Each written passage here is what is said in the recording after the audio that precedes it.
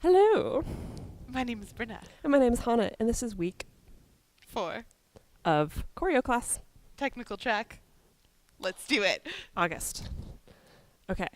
Yes. So what did we do today? Today, Sure, okay. posture. Oh yeah. So I saw a lot of people doing it during class, but just as a reminder.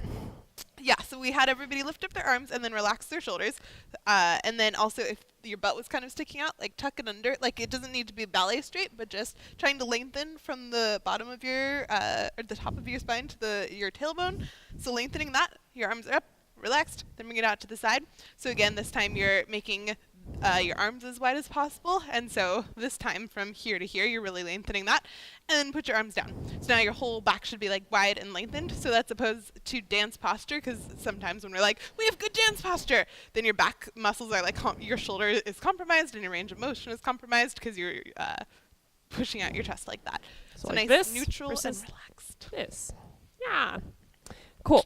And so posture, and then we did some stuff related to presentation, because that was the theme today. And then the first exercise that we did was just walking across the floor with different moves and also different emotions or tones.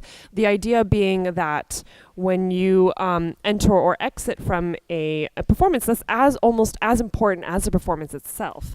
As such, you want to think about how you move across the floor.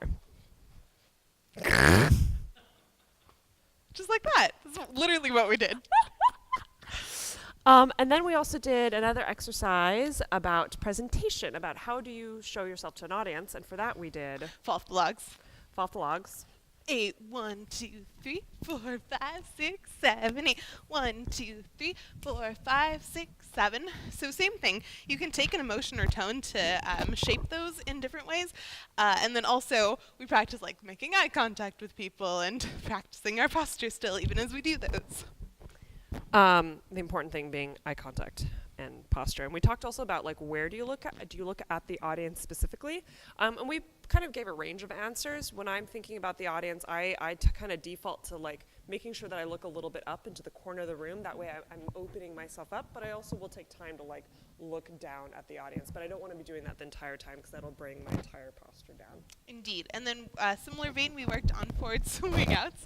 And for that one, don't forget that 1, 2, 3, and 4, that should feel very similar. And then that 5 is where we're going to bring the follow in front versus this is how we do our typical swing out, forward swing out. Next year, we're just going to step straight behind for the leads. And then the follow will keep going until her arm naturally turns her around.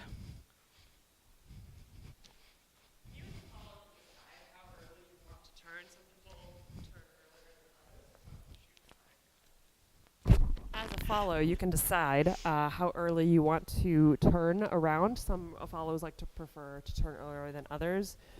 It's just a matter of preference and what feels good for you. But yeah, definitely not letting yourself as a follow get really out of your shoulder.